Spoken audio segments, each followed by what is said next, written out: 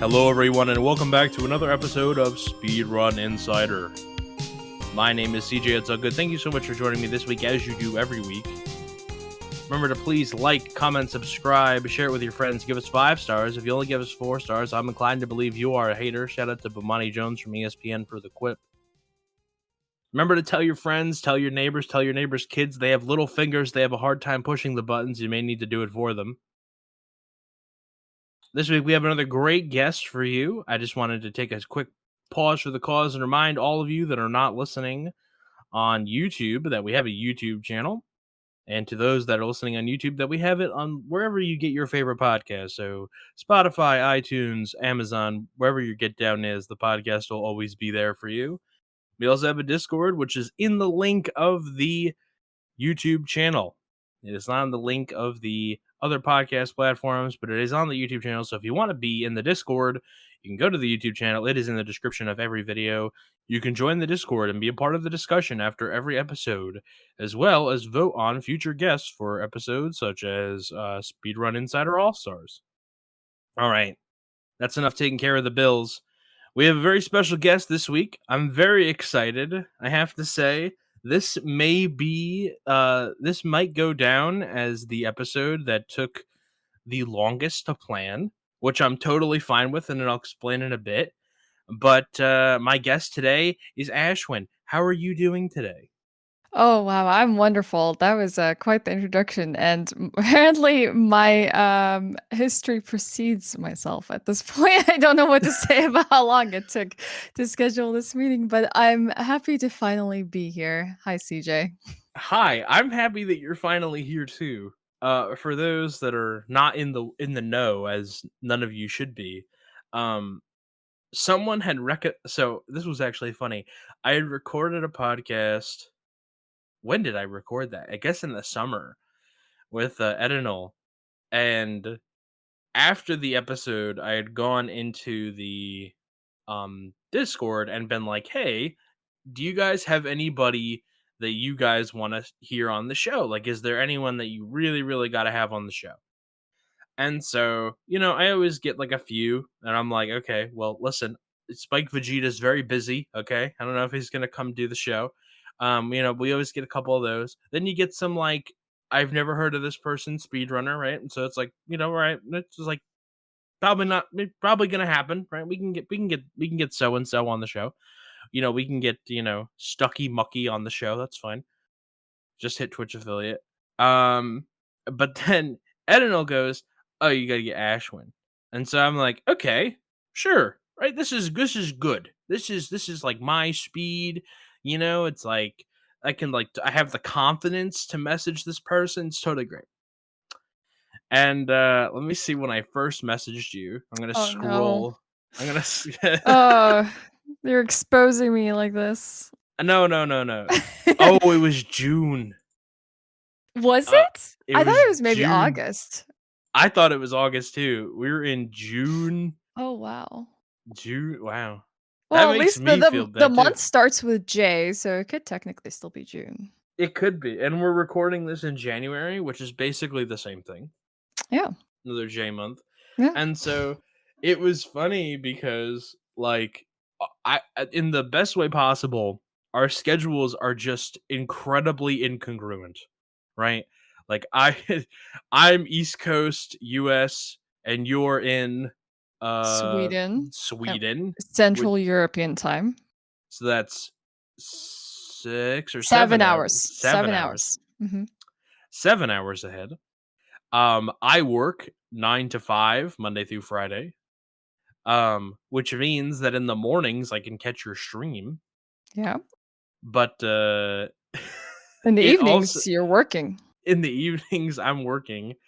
And when I'm down to record, you're asleep, fast asleep. And Yeah. when I'm asleep, you're living your life. So it was just never fit.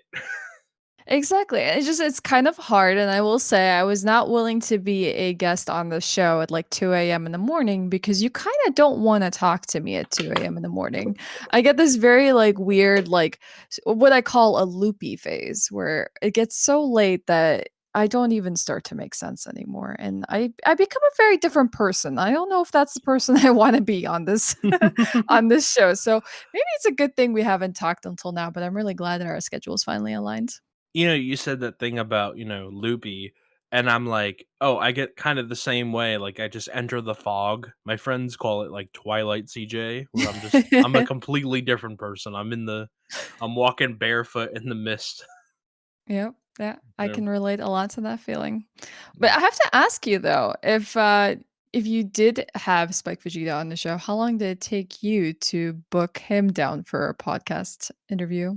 I wish that we could get him on the show. Ah, okay, alright, so I'm not the hardest one to get a hold of, yet. No, no, no. You were very responsive. Let it be known. She was very responsive in telling me that we had no no lineups in the schedule. So it just actually worked out perfectly this one weekend. I think the stars finally aligned. Yeah, you're not the only one, CJ. It's like a constant like battle between me and my friends because it's like I want to hang out with them, but they always come and approach me at like 11 p.m. or 12 a.m. and I'm like, "Do you know how tired I am right now?" It's like I don't even know if I'll be able to stay up through any kind of movie or anything like that. I'll just pass out on you cold. Are you the kind of person that goes to the movie and instantly falls asleep? Is that No, that's why it bothers me so much. I don't have a track history of falling asleep in movies at all. And so when I fall asleep with friends when we're like watching things over Discord, I feel very mortified and embarrassed. I'm like, this was not supposed to happen, but you gotta understand it's like 1 a.m. right now. I've been up since 6. I really want to see this movie. It has nothing to do with the quality of the movie or your company. my best friend, his name is JR. He edits this show. Hi JR. If you're listening, I'm going to totally put you on blast right now. He is the worst. He always falls asleep in the theater every time. We went to Star Wars and he fell asleep in the theater. The only movie that he actually almost did, but he stopped himself. The only movie that I ever saw that he didn't fall asleep in the theater was Avengers Endgame. Oh, good He choice. Yeah, I know, right? If you're gonna pick one. But every Mhm. other movie we've ever been to, he just is out cold. And it doesn't matter how vocal the audience may be, because like Endgame, we have to say, like, if you saw it when it came out, people were pretty loud during that movie. Yeah, that was we have we have shows here in the mornings, like 10 or 11 a.m., where they turn the lights on and they let like the neurodivergent Hmm. kids and their families come and like go crazy. My nephew went to one of them. It was a lot of fun actually. Oh, that's really nice. I didn't know that they cater to that. Yeah, so I say that to say that was what Endgame was with the lights off. People were losing their Yeah, minds. yeah. That's what It's it Spider-Man was, the new Spider-Man that just came out. right. I didn't have a very similar experience with Spider-Man as I did with the Endgame. Um, Mm.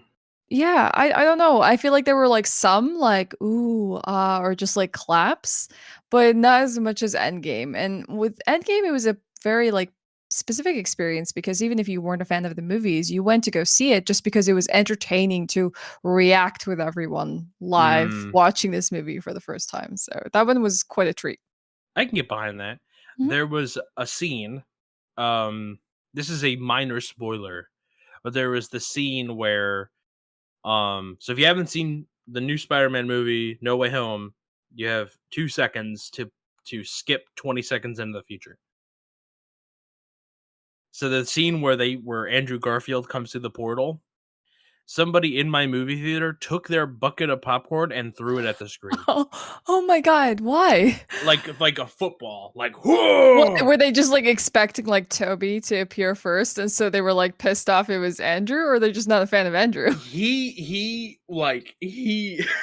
I don't know, he got up and started, like, jumping up and down happy. I thought Oh, okay, so it was excitement. he was thrilled. He was incredibly thrilled that the guy was in the movie and was just like, "Yeah!"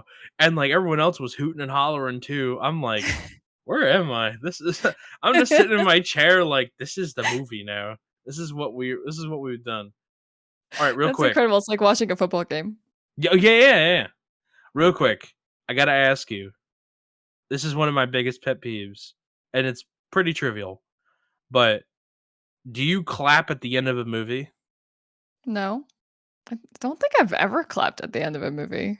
Okay. I don't know if it might not be a thing, but And here, okay. like, people at the end of a movie, they get up and they clap, and it drives me insane. Standing ovation. Yeah, I'm like, "The movie can't hear you." I think the only time I've ever heard claps was probably something like Endgame. Or like it had to be like a really big moment on TV history that deserved some sort of kind of reaction for that, but not towards the end of a movie. It's just sometimes like the excitement within a moment that you didn't expect, but interesting. Mm, Well, I mean, I do when I stream, I let the credits roll for every single game that I've ever played. I never stop them, I never cut them short. So maybe it's something a little like that. that's really interesting. Why is that? I feel like it's kind of paying respects to the devs and the people who were at hard work to make this game possible. And sometimes you got great music, and sometimes it's just a good place to like sit and reflect about like how you felt about the game that you just played. Mm. Is there a game that you didn't like that kinda, like, was like a chore to finish that you that you kinda railed on in the because I can totally imagine myself doing that. It's like, "Oh, yeah, here's the credits for this game I thought was, like, pretty bad." It's not quite often that I'll play a game that I completely don't enjoy on stream. But the Mm, one that shocked people the most, and everyone was really like anticipating, they were like, I feel like I could imagine them gripping the edges of their seat, like just waiting to see how I feel, because they would always ask me, like, how are you liking the game? How are you liking the game? And I'm like, let me finish the game and I'll let you know how I like it, because I mm. can't give you my feelings prematurely. And that was To the Moon. I'm not sure if you've heard of it, but To the Moon. To the No. Moon. Maybe you will know it if people like recommend it to you because it's an emotional journey that makes people cry and bawl. When I played it on stream, I believe everyone was expecting me to like break out into tears and get really emotional and just like, protest to everything that was happening within it, but I didn't feel anything. And Mm. when the game ended and everyone's like, "Oh, this is the best game ever," and they're like crying in chat, I was like, um, "So can I give you my thoughts on the game now?" I didn't rail on it or anything, but it just didn't make me feel the same way that so many people were anticipating that I would relate on. And I feel like I just like let everyone down. And I have this with horror games as well. I'll play a horror game and people are expecting me to scream and jump and yelp, and nothing, nothing. And they're like, "What's wrong with you? Are you even enjoying the game?" I'm like, "Yeah, I'm totally enjoying it." And they're like, "Why are you not afraid?" I'm like, I don't know." And so I tell people, it's like, "Yeah, I know it's not interesting to watch me play horror games because I just don't give you the reaction you're looking for, but that doesn't mean I'm not enjoying myself." Mm. Yeah, there's definitely, like, this, like I don't know if it's voyeurism, but people wanna see you in your reaction in, like, that moment, but they wanna see, like, an exaggeration of the reaction, you know? Maybe voyeurism is a very bad term in this context, but I will say It's that, like good. yeah, yeah, as someone who's done some React content and whatnot, I can completely understand, because it's like that, when you're like a kid or a teen and you have this thing that you really love, like this movie that you want to introduce to everyone, or a TV show or musician, and you're like, here, listen to this, listen, I'm gonna put the like Mhm. headphones in your ear right now, and you're gonna give this a listen. Let me know what you think. It's that enjoyment where we experience something that we really like and it resonates with us so deeply that we want other people to feel the same way that we did. And so when we expose them to it, we are hoping they will react in the same magnitude as we did, because it will make us feel less alone about our enjoyment of whatever it is that we're doing. So on Twitch, you'll often find, and I'm sure with like speedrunning, there's always that one game that people want to go and see someone experience for the first time, because it's reliving what you can't get back. You can't have a first playthrough of Dark Souls again. You just have to go and Mm. watch people have their first playthrough of Dark Souls, and it sparks that same like serotonin that you got finishing that game. Yeah, yeah. There's 2 games that come to mind. One was an example that I kinda had firsthand, and the other one is something I saw. I played through Ocarina of Time during the, first lockdown, like, March of 2020 or so. Mhm. I played through Ocarina of Time for the first time, never having played it as a kid. And like it was cool. I gotta say, I can't say the game was bad, right? That'd be lying. However, one thing that stands out to me is it's like everyone is like, "Oh, this game is perfect, amazing." I'm like, "This game's okay." Right? I didn't have that like nostalgia for it that everyone else did. So Yeah. I just kind of got all the pain, but none of like none of the like whatever. And it was a good game. Like I think Ocarina of Time could come out today and people would be like, "Oh, that was a really good game." Yeah. But, like I kind of was like the water in the concrete, right? It just finds every crack. The other experience which I thought was crazy. Like Ocarina of Time was okay, right? You're messing with people's nostalgia at that point, so you can't like there's only so much that they're willing to take in Oh, terms of yeah, like you're not gonna alter their experience, they're just gonna right. get upset at you for not liking it. hmm the other experience that I saw, which was way worse, was Kingdom Hearts. Oh man, if you don't like Kingdom Hearts, woo, Okay, I they will will be aware of come for that one. you. They will come for you. They are weave snatching out here. Yeah, yeah, there are some very intense fandoms out there, and I can imagine you don't wanna anger some of them. It's a very peculiar story with really cool set pieces. Like I like Disney obviously, so like I'm into like the Disney levels and everything, and that's my get down. But at the same time, I'm like, yeah, I don't know, sport. That's like I don't know what's going on. It's very like Final Fantasy, in that I Mhm. couldn't tell you what happens. Like the Yeah, story doesn't make any sense to I me. hear it's very convoluted and you kinda need, like, a notepad or 3 to make sure that you try to understand what the story is trying to tell you. It's that moment from It's Always Sunny in Philadelphia where Charlie has the board. It's like I got boxes full of Pepe. You know, I No, haven't seen that show. I'm there you sorry. go. I get attacked for that all the time. They're like, "How have you not seen it?" And I'm like, "Well, it's just never come up." I'll make my confession. I've never watched it either, but all my friends have. So I've just learned a few of like the keynote memes so that I Yes. can make people think that I've watched it. Oh, that's so good because I have friends like that as well that like with The Simpsons, they will quote every like Simpsons episode in existence and I've like only learned about The Simpsons through them. I sit here as a massive Simpsons fan that regularly quotes Oh, every episode on the podcast, and I'm there's, like, nothing wrong with the show at all. I just, oh, 100%, haven't yeah. had time to get around to it. My brother had the whole DVD box set, and so he would, like, sit down and watch it, and I don't know, I just maybe wasn't feeling The Simpsons when he was, really into it. Yeah, it's one of these things that as I've gotten older, I definitely appreciate things that are well written more than I ever did, and how rare it is to have something that's well written. And the first 8 seasons are really well written, Mhm. you know?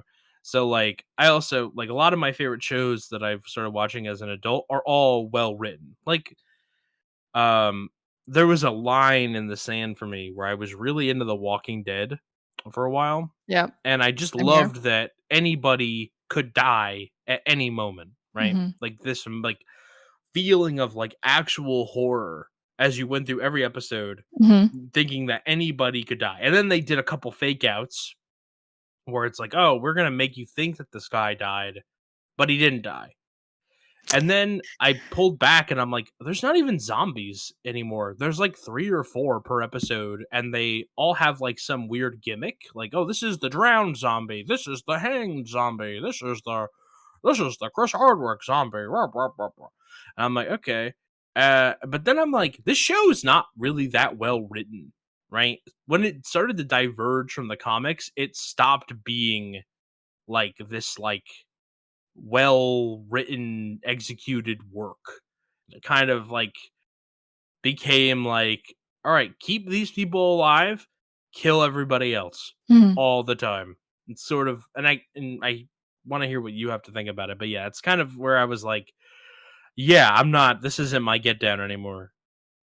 I think I started to lose like track of the show. I believe when they like introduced the governor and I believe like Negan, even though Negan is a Mm, very cool character, it started to get a little bit too much about the interpersonal relationships of the survivors, which I understand. You know, it's like you can be your own worst enemies even when you're trying to survive against like a common odd, which are the zombies in this case. But I feel like they started to diverge so far away from that that I don't know, it just lost its appeal, its magic. Like you said, you were sitting there like fearing for these characters every episode, expecting one of them to die, and it just lost that. And I don't know. I feel like once the magic of it was gone, I just wasn't invested in it anymore. mm. And then maybe because also Glenn died. Sorry, spoilers. I just felt like, yeah, okay, this was a really good death, but now I feel like the characters that are still remaining, I don't really care too much about them. And they haven't given me reason to keep going on. Yeah, it definitely is like, okay, well, killing Glenn has a lot of emotional weight. Hmm. It's like great, but Yeah. none of the other people you have left have that weight, that Hmm. heft, you know? Also, every character, it's like a requirement that they go through like back and forth changes of heart. Like like Rick goes back and forth between being psychotic and being like, we have to work together for Coral, right? Like that's Hmm. he's like going back and forth every season, every half season. It's just like there's this like point where it's like, oh, well, we're gonna be a council. It's like I'm the dictator. Like we can't be a council, Carl. We gotta have a dictator. We gotta have a Oh leader. yeah, God. And, and then he goes, and then he's like, "Oh no, actually, we actually need a triumvirate." And it's like, "No, we don't. I'm Psycho Rick." It's like back and forth, back and forth. It's like almost like enough to give you whiplash. Well, to be fair, he isn't the most interesting character in the show at all. No, Um, he's very white bread. Yeah, it's kind of disappointing. I think he's only interesting when he's faced with like adversity. Like you put like someone like Shane at the beginning, right? And it's like, okay, this is his friend, but this friend is kind of like sleeping with his wife, but they didn't know that he was dead. And then the whole back and forth of like, how is Shane gonna act? How unpredictable is he gonna be? And then it forces like Rick into these old uncomfortable situations. And that was cool. But the minute you leave Rick to like lead everyone, it's just like you said, it's kind of like, okay, Yeah. what are you gonna be? You know what's funny? Rick is what I think, what I imagine a lot of the readers or watchers of the show imagine how they'd be in that scenario. Right, like an RPG or something like that, where Right. it's Like the nameless protagonist mhm, that's just like, oh, your son's getting groped inappropriately by this weird biker dude. What are you going to do? I'm going to beat his neck. I'm like, okay, sure. Like any means necessary, right? Like that's a mhm. thing that you can do. It for me, it's always been like, yeah, a little weird. It's like a thing. I don't know. Rick Grimes to me at some point jumped the shark hard, and I'm like, yeah, the one that really got to me was Morgan. How Morgan um went from like like do anything to protect his family, his son, right? And Mhm. then like went crazy, then had salvation, then went crazy, then had salvation, then went crazy, then found salvation. Like back and forth. I'm like, bruh, Yeah. this I is your thing is like a Little Caesars buy one get one free thing. Like I don't know what's going on with him, but it's, you know, there's no growth or whatever. I think if anything, at the end of the day, what I take from that show is it exposed me to some cool actors and some very cool moments, and Yes. I'm grateful for that. But yeah, it's not a show for me anymore. It's definitely lost its direction, and they definitely did not hang on to the things that makes it special. Which Mm. shame for it, but also zombies get old after some time. Like it's hard to think of an innovative like zombie story that makes you go, "Whoa, okay, Mm. this is different." This is true. I'm trying to think like once you basically realize that they're slow and they travel in packs and that they announce their arrival, right? Mhm. Like the idea that this like herd of zombies is going to sneak up on you at any point is kind of like, huh? Like how? They're just like it's like being like ambushed by a herd of cattle that can't run. Like you got like mugged at a pasture somehow, or Mhm. like a dairy farm. Well, I gotta say I really enjoyed that jaunt, but I kind of want to pull it back a little bit. I want to focus a little bit on you. So for everyone that might not know who you are or what you do or what your get down is, why don't you tell the people a little bit about yourself? Sure. So my name is Ash, and I've been a Twitch partner for a little while now, and a Twitch streamer for about 5 years. It's was like my way of basically finding a bit of discipline and rhythm in a life where I've started to feel like I was losing its like sense of reason and purpose, just because I had some personal circumstances that wouldn't give me like any sense of purpose at that time. Mm. So Twitch was a fantastic place for me to find friends, interact, find a bit of like purpose and rhythm in my life. And ever since then, it's had such huge meaning in my life. And everything that I've come to do in the last few years is because of that one moment in my life where I decided to press go live and I decided to have a bit of a schedule with it and keep up with it for myself. I did it for me and it's really paid off. So now I'm a host. I speedrun from time to time. I'm a variety streamer. I've voice acted in a video game. I mean, I've done so many things at this point, and I don't know. You might have come across me in one my multitudes of things that I've done just because it's like, wow, okay, there's so many cool things that you can do when you're streaming and creating content that it's like, why not? Why not open this new door and see where it leads? Mm. So how did the voice acting thing happen actually? Mm. Interesting that you ask because when I started streaming, I didn't have the best self confidence, including like being really scared to put on a webcam and think about the fact that people can see my weird facial expressions at any given point. I was not very confident in my voice. I always thought that I had a very and people are gonna all like contest this as they hear it. A very childlike voice. It felt like it never really kind of got its mature edge. I was just not very satisfied with it. I like how it sounds in my head, but I don't like how like it comes across when you listen to a recording of yourself. You know how that feeling Yeah. we were talking about earlier, where some people just don't like the sound of their voice.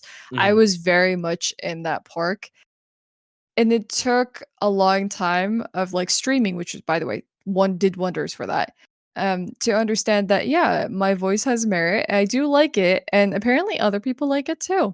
So I started playing some video games, mainly, like, visual novels on stream, and I started to do voices for them because I really just wanted to experiment with new stuff and just have fun. Just have fun, basically. And people really like the voices, and people would give me compliments for it. People would say my voice was really soothing. And that would blow me away every time, to the point that I would call people liars for giving me that compliment because I just couldn't believe it myself. But over time, I started to embrace it. I was like, yeah, this is a reality. I get this compliment a lot, and I'm very grateful for people sharing those compliments with me because it kind of woke me up from the little nightmare I was living of where I thought my voice was terrible. And yeah, I spend a lot of time on Twitter, on social media, as a content creator sometimes does. And I kept seeing opportunities for voice acting. And I was like, you know what? I should apply. And so I put together a reel of like some samples of some voice work that I've done and just some of the stuff that I did on stream. And it hit. It hit with one with one game. I sent the email and I got a reply, and it was like, "Yes, we would love to have you voicing a character in this game." And I was like, "Oh my god!" It just it blew my mind, and I was really like feeling jubilant and incredible at that moment. And yeah, now it's just the nightmare of auditioning as much as possible and sending out your reels as much as possible to get another role, which is the whole territory. But it's okay. I did it. I got my foot in the door. Yeah, absolutely, right? It's nothing to sneeze at. It's funny. I through different circumstances, I have interviewed a few people from Sweden, both on this show, off this show, like other like times. And you know, it's kind of interesting, but like, it's always been I've talked with people that had very, very thick, kind of hard to understand, accents, like, really, like, sounds that didn't translate and whatever, and so when I watched your stream for the first time, I'm like, "Where are you from?" Like, I had such a hard time placing it, especially with, like, your voice, like, the quality of your voice and everything, which I enjoy, by the way. I'm a big fan Thank of your you. voice. Um, yeah, it was just like I was like, "Where the hell are you from?" Like, I couldn't place it in my mind, right? Because I interviewed, um, one person, and they had this very hard there was no G. There was no G sound, like, in English, there's like a "g" or like Mhm. a "j." There's no G. It was like a word like dungeon became like the dunyon. And I was like, "What the hell?" And it was it was funny. I'm like, "I don't know how many hard G sounds there are until you listen to someone that can't do it." Mhm. But it was interesting. So, you have a very Well, unique voice, and it's a good I don't know if it has that mature quality that you were saying, but it does have, like, this, like, I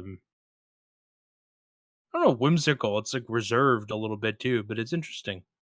no, that's an interesting way of describing my voice, but I would say it definitely has some truth and validity to it.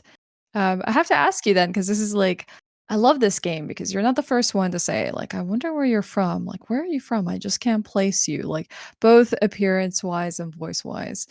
What would you have made a guess of where I was from? It's hard, like, if you told me you were someplace from the continental United States and you were like, "Name the state," I could probably get you within, like, 30 miles. Like, I feel pretty good about that. Okay. Like, like, with an accent, I could Like figure it out. GeoGuessr, but with accents. Yeah, a little bit, right? Like, I could do the US. That's a perfect example because when CC does the, GeoGuessr on stream, my buddy CC, I'm like, "Oh, bro, we are in Atlanta. We are in Atlanta. We are in Macon, Georgia. We are in DC. Don't put it up by Baltimore." I said, "Bruh, this listen, rich white people live here. This isn't Baltimore. Go over there. Go over there. Go west. Go west. Go to the water." I said, "That's the ocean, dude. Why are we in Texas?" I said, anyway, I lose my mind. I'm like, "What are you doing? This is obviously Detroit." Okay. Yeah, good to know you know your geography. We saw a wild dog running past a foreclosed house in a grid system. I said, "This is Detroit. This is Detroit. This is W like it's like Based on a dog and a the wild foreclosed dog house. roaming the street in a foreclosed house in a grid system layout. Wow, That's it. remind me to get you on my team whenever I do some GeoGuessr competitive play. Oh yeah, absolutely. Like, get me on the court and I'm trouble. 100%. I had the Detroit one still bothers me because they're like, "Nah, man, this is north." I'm like, "Bro, we ain't in Canada. Like, that's not. This ain't what it is." Anyway, I don't know. I'd have a very hard time. Um, Well, from that, I would imagine you would know I'm not from the United States. yes, correct. Okay. you know, I would almost hazard not to guess, and lest I make a fool of myself. I intimidate people that way because you're absolutely right about something here. Like someone who's from the US will generally be like, nah, you're not from the US. Like they could tell like right away. Mm. But everyone who's not from the US is like, oh, you're American. And I'm like, no, I'm not. It's a common misconception for a lot of people. Though I have heard from some of my like Midwest friends, they said, well, you know what? You could totally be from like Seattle or something like that. And you could At totally pass off. at first blush, if someone were to come into your stream, listen to you for a minute, it could totally be like you were a military kid, like Yeah. age 6, moved to Sweden, and then you got like the touch of the accent, right? Yeah. You Like could you say could that. that totally be it. But I know better. Well, I know that's not it. sorry, I love this game. I don't mean to be pulling your strings or anything like that, or just like messing with you, but I've been here so many times before, and people just look at me and they turn their heads and they get me to talk a little bit more, and then they like squint their eyes, and then They squint their eyes. You're like a there's a Picasso. whole yeah. I'm a big mystery to people, and they could never really. I've never had anyone correctly guess where I'm from. I had a friend who lived in Finland, born in Germany, grew up in France. So she Wow. spoke German, French, no Finnish, but she lived in Finland and she lived there for like her adult life. And the whole time I knew her, I'm like, what? I have no idea what the hell you are. I couldn't fucking tell you. Also, she's from like Eastern Europe.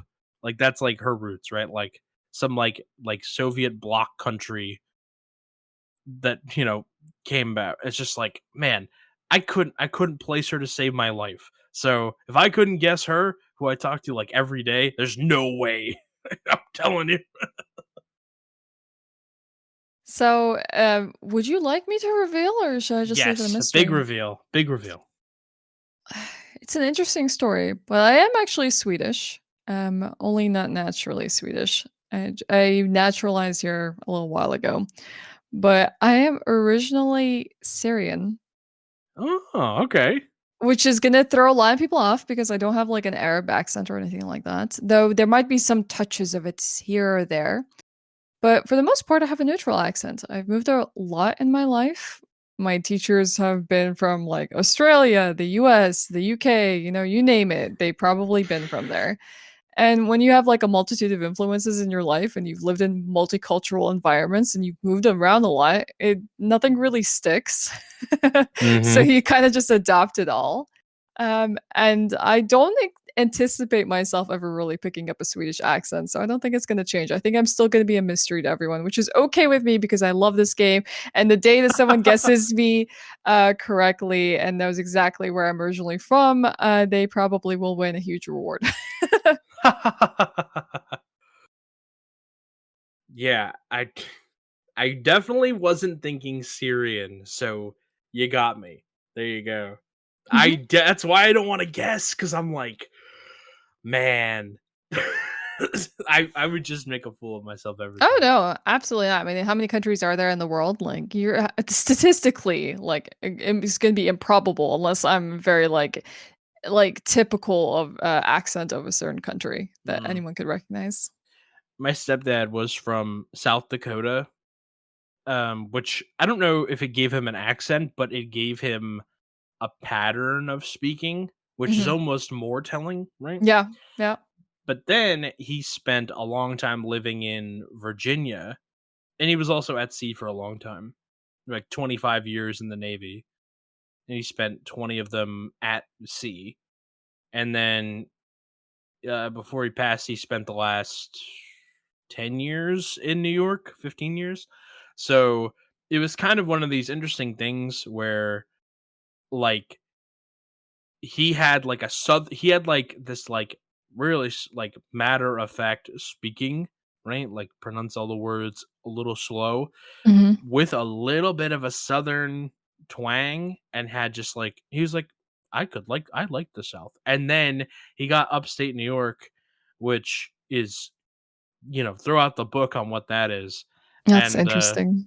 so it's funny how it like these like accents kind of come together.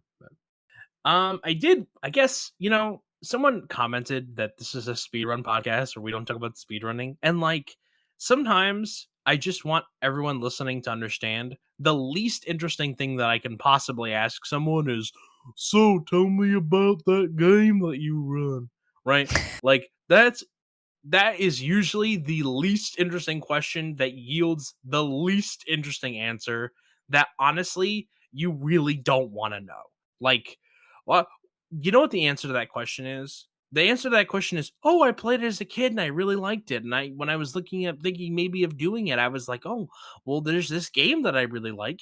And that's not shade at anybody, but that's the answer to like every question. Plus, I mean, if you're a popular speedrunner, you've probably been interviewed so many times that you've answered this question like 5,000 times over. So I appreciate the authenticity and not sameness of this conversation.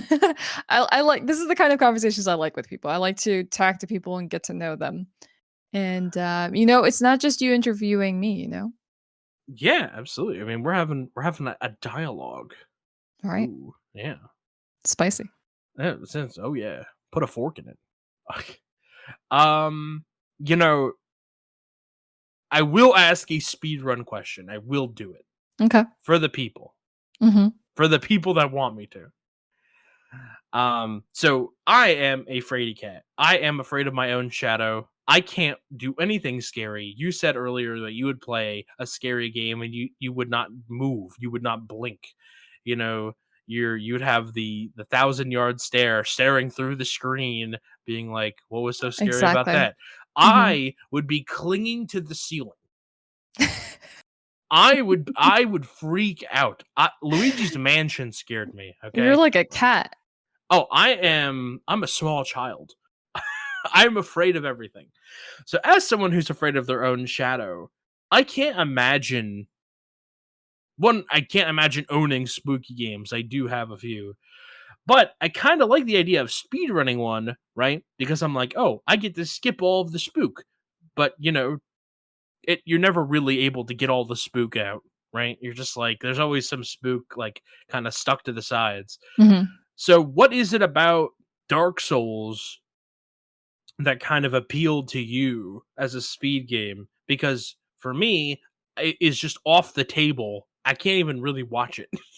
Can't even really watch it because I'm just scared of everything. So, I think it has something to do with the appeal of, like, it being one of the hardest games out there. Like, whenever someone asks, like, "What's a difficult game?" Everyone just says, "Dark Souls. Play Dark Souls. Play the Souls series, and you will know difficult." Well, it is not the only difficult game out there, and there are definitely harder games than it. It is the famous one. It is the hallmark of, hard games. There's an appeal to speedrunning a very difficult game that just blows people's minds. Where it's like, God, the most common comments you'll get is like either A, it took me 4 hours to get through the character creator and this person beat the game in 40 minutes. Or Mhm. B, oh my god, how did they destroy the fight that I spent my life on and cried at Mm. and, like, vowed to never touch this game again on in, like, 2 seconds and trivialize it? And there's just this amazement that you get from people, that makes it very fun to watch the reaction of. But also because at the time, I was playing through a lot of the Souls games and, a friend of mine got into speedrunning it, and I got to see what my casual playthrough looks like from the lens of a speedrun, and I was just amazed. I was like, "I wanna be able to do what you just did right there. My playthrough was hell, but what you did right there, that sounds awesome. I wanna try that, and I wanna get good at it." And so that's technically the start of me wanting to speedrun Dark Souls.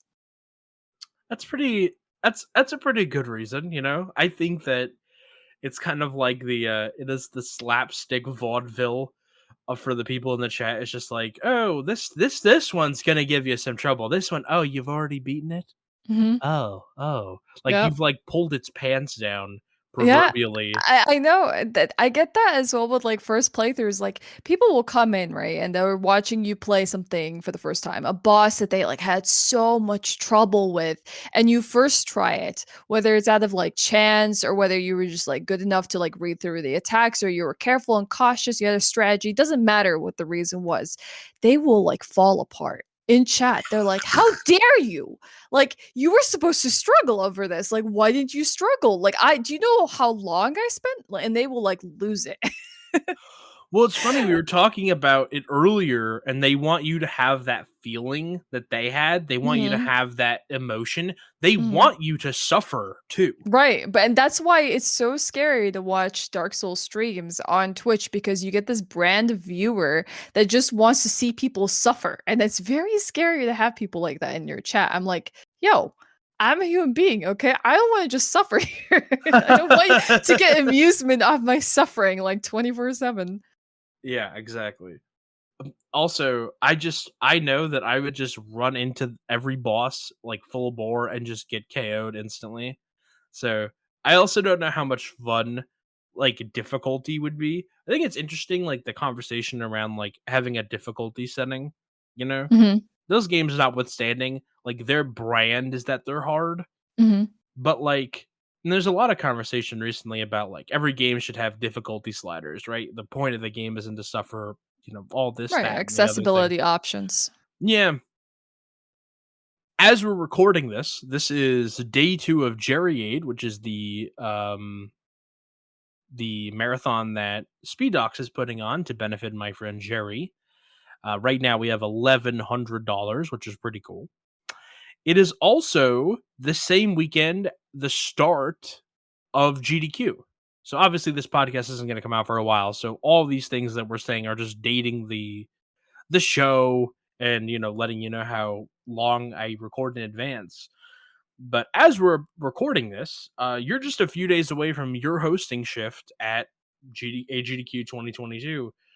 As someone that does a lot of hosting, talk to me what's going through your mind right now. Like, how do you approach it differently than your own stream or another hosting opportunity or another opportunity where you have to kind of be like on? Like, how do you feel like it's different? Wow, okay, first of all, I'm very nervous because while I have done hosting for other, like, marathons and other contexts, not at this scale. Like, GDQ is the speedrun marathon, is the speedrun event. It goes documented in history. Hmm. People will remember these runs, these moments, these weeks. They're such important weeks in people's lives, including my own.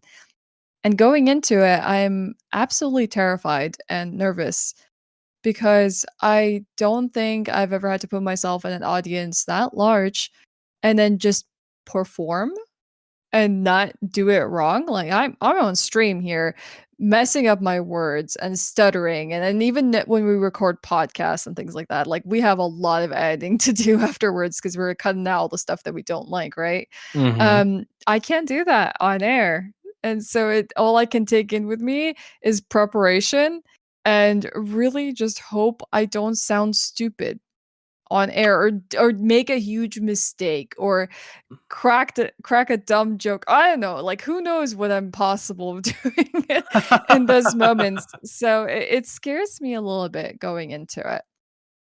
That being said, I am the one of the hosts of Break the Record Live, an ESA marathon event where it's like a 3-day time trial, where invited runners, are to try and break a world record for their respective game and category.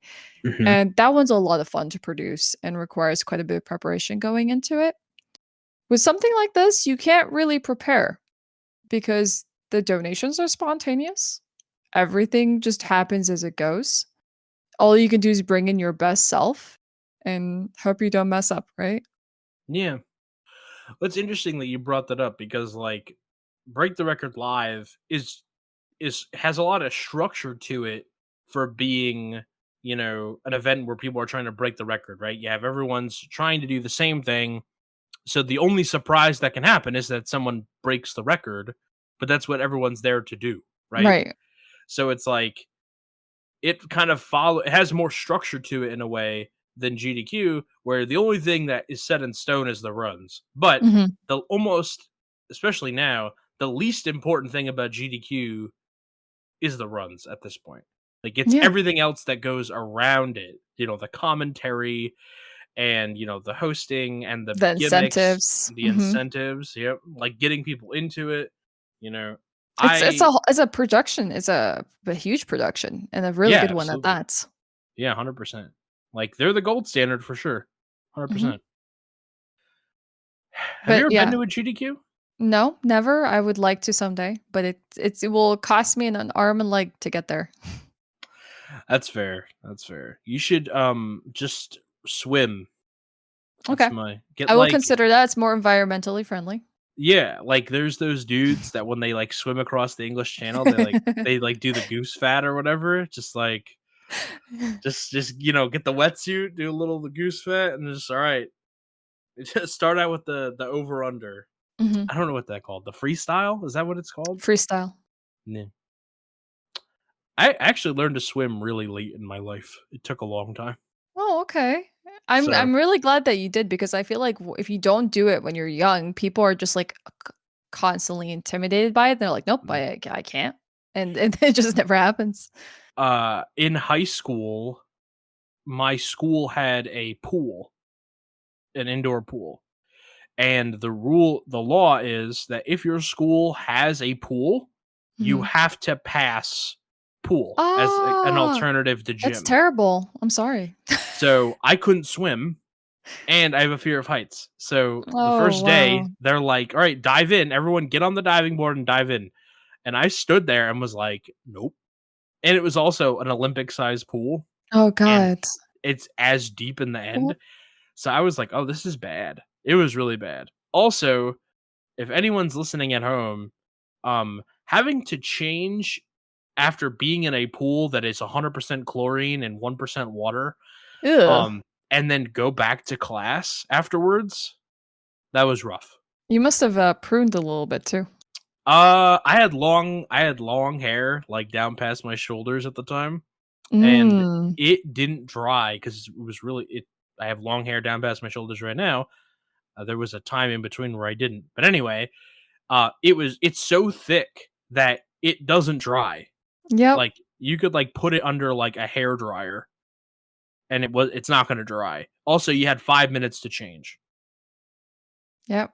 I do not Also, miss school. I do not no, miss school. I do not miss school. Um Last piece was that if you didn't bring your bathing suit, no problem. They had we called them rent-a-hammocks. They were No. just banana hammocks. No. The girls had like one-piece suits Mhm. and I was like, "Oh boy. You're gonna Nah." do this for the first time, afraid of heights, need to do it. No option. Rent banana hammocks. It was pretty bad. Wow, that this must, like, continue on in your nightmares or things like that, like, it must be, like, a common occurrence that, like, surfaces through your unconscious. It's funny that the way that it worked out, I did learn how to swim, right? Okay. So it wasn't that bad. Mhm.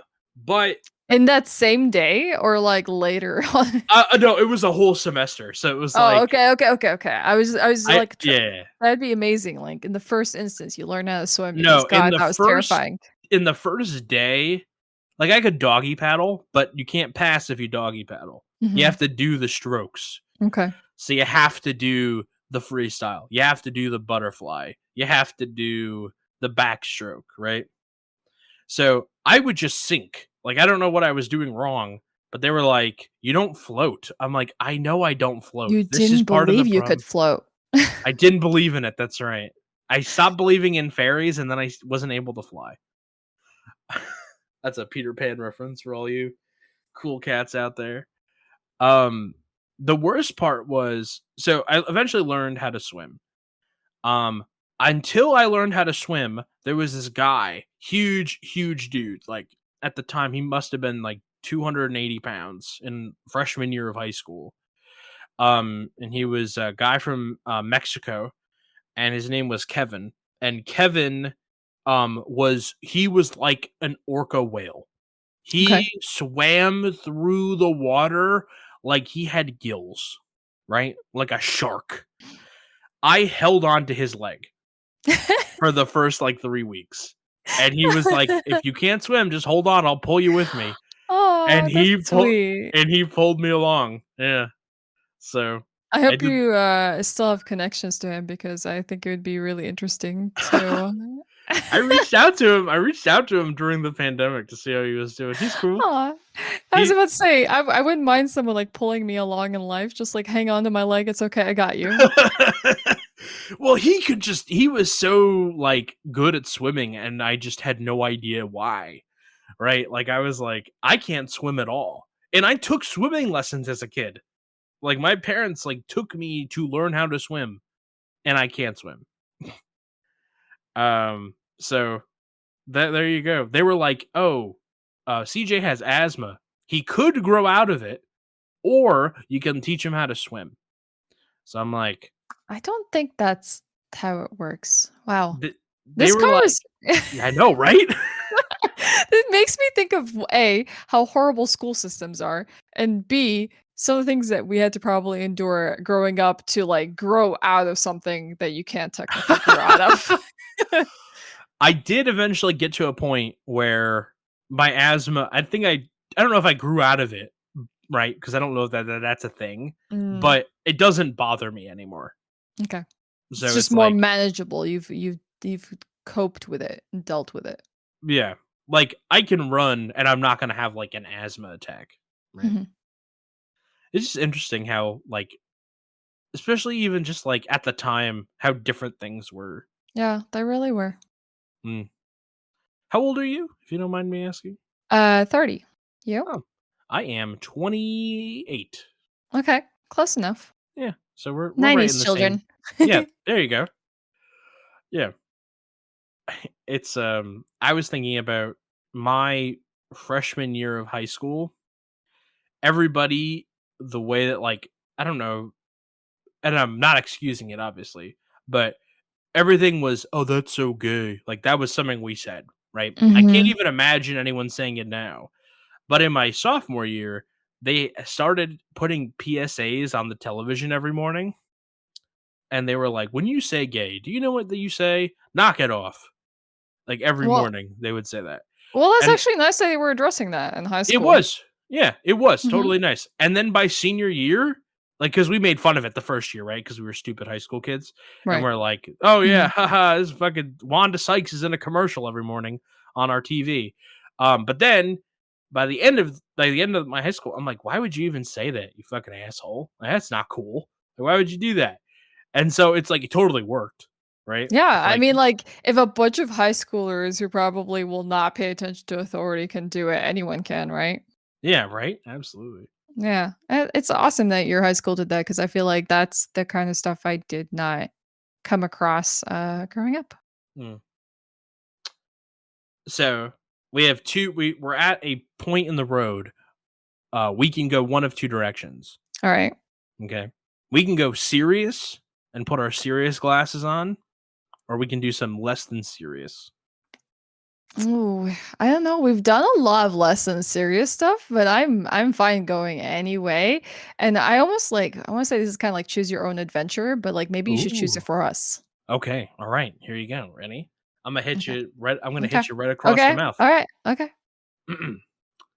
So, as a woman in not just gaming, but also content creation, a space that I also exist in, um, and you're on the internet, what have your experiences been, right? Mm. Um, what is the greatest challenge that you as a creator are facing right now? Maybe some hurdle or hump that you are looking at, or some other obstinate challenge.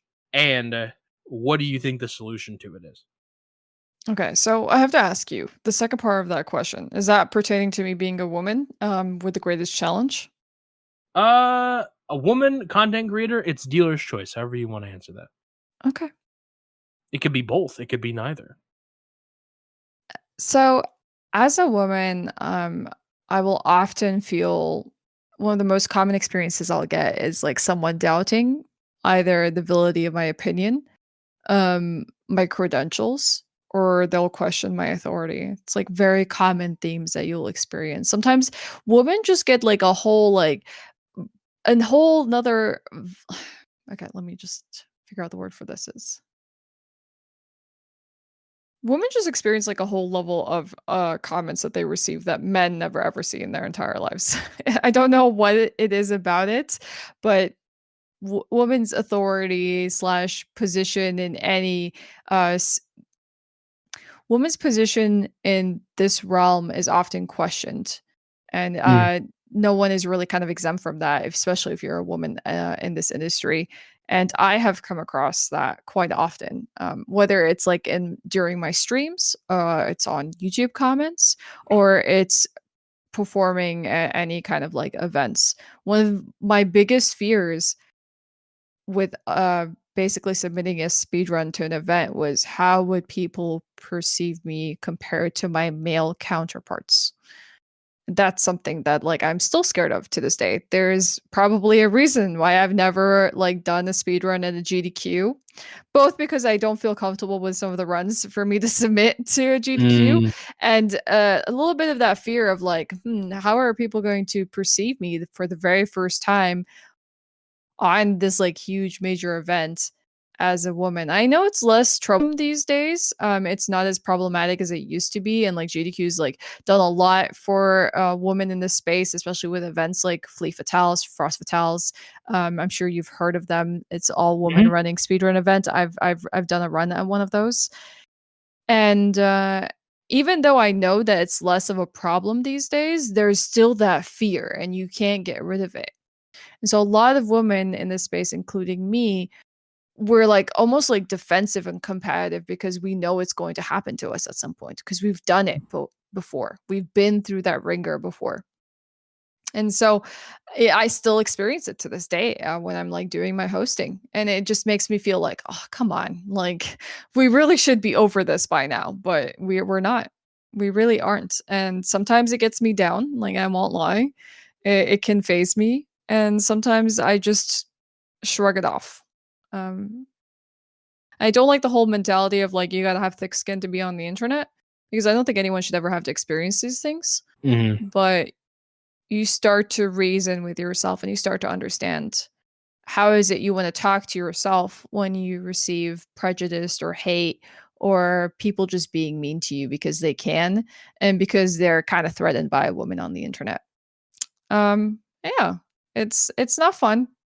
But it's there. It's still a constant problem. I would just like advocate that if you have like any female friends, to just anyone that's listening who's kind of in these spaces, like support them, uplift them, and just be whatever like positive impact that you can have on their life. You can do that for them, even by not being a woman, and just try to understand their problems. And mhm. I think the world would be a much different and better place for it. Yeah, absolutely. I mean, I think that you should always try to be the friend that you wish someone would be for you, Right. right? Just Hmm. like, hey, listen, you want to go through your life and you want to have a certain level measure of support, right? Hmm. Like that's how you should treat other people, right? Hmm. It's a little bit different than the golden rule, but it's like, just like Yeah. treat. I have that same, like, basically ideology of it's like treat people the way that you wanna be treated, Mhm. and then you always get that one jerk that's like, "Well, I actually like to be treated this way," and I'm like, "Get out of here." Yeah, I know, right? It's like there's all this other stuff. It's like you can't like reason with people that are just going to be bad actors. Mhm. It's like, "Oh, I like it when people are mean to me." It's like, "Shut up, you Yeah. goof. Yeah. Go away." Go shit up someone else's chat, Right. you know? Those are the people that you get rid of very quickly because you know they're not worth your energy and time. Um, but maybe to answer the second part of your question, Mhm. which is, like, the biggest challenge I face, doesn't have anything to do with my gender, but it probably is mental health. Mm. It's a very interesting space to be in. It's very interesting to be a Twitch streamer and a content creator and be struggling with mental health because one of the most interesting things about this space is that you're constantly met with criticisms. And not only that, like you just have to constantly reflect on yourself as a person via the numbers that you see and the statistics you see of your content every day. Like every day Mm. I press the end stream button, I get slammed with numbers of like how my stream performed. And you see it everywhere, like engagement, insight, numbers here, Mhm. numbers there, people who come in chat and say some bad things to you, it's people who leave some rude remarks on YouTube, and you push every day, and that's fine. Some days, you can deal with it, and some days you can't. And it's hard when you're struggling with your own mental health to do this introspect and like reflection on yourself and how do I better myself as a like Twitch streamer? How do I get better at my speedruns? How do I do all of this when I'm dealing with my own demons inside? and Mhm. that's hard to juggle. It's not easy, and I would not recommend it on anyone. No. You kind my I have a coach that kind of puts it in this perspective of like I play life on hard mode with the demons that I have to deal with every day and do this Mhm. as like my full-time thing. He does not envy my position, and nor do I. You know, it is funny because as much as like you don't want to ascribe value to these stats and these numbers and these analytics, the thing that makes it so frustrating is when the audience can see them too, Mhm. right? It's like you'll like maybe this is an analogy that might resonate better for you or might work better in a streaming sense, but it's like, oh, someone in chat's like, hey, well, you played Kingdom Hearts and only 50 people watched. It's like, is that a number that you care about? Right? Like, that's a number that the audience can see, that someone in the audience can ascribe value to.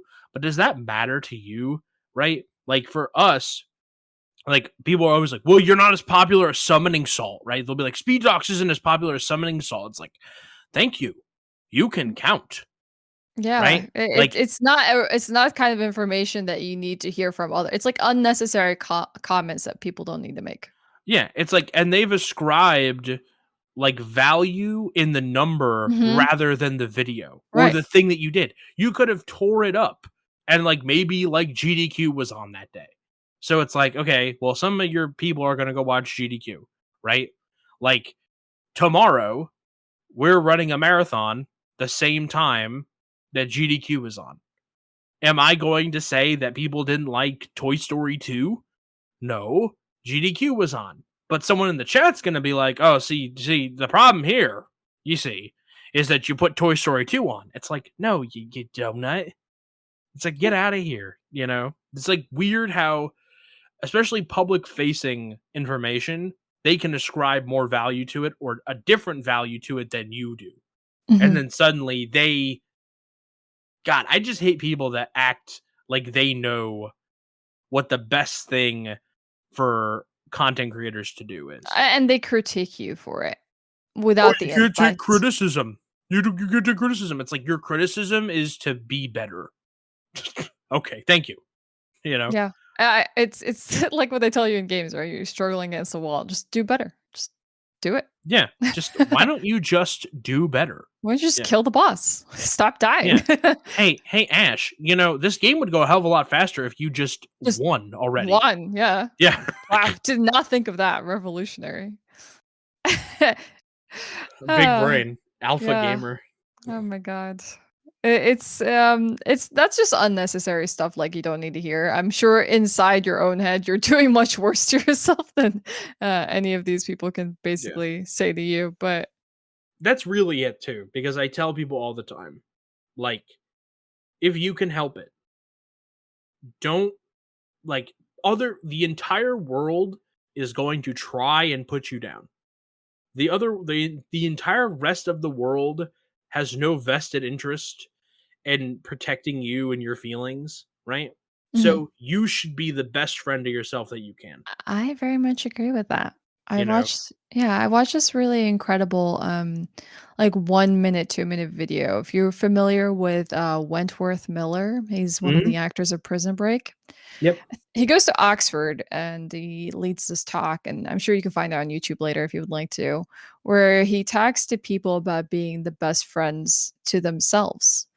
And he does this little reflection of like, oh, you know how when a friend like falls, we go to them and we say it's okay, you know, it's not your fault, you didn't do anything wrong, and we give them this like whole like uplifting speech, and we don't let them tear themselves down. We just protect them from that.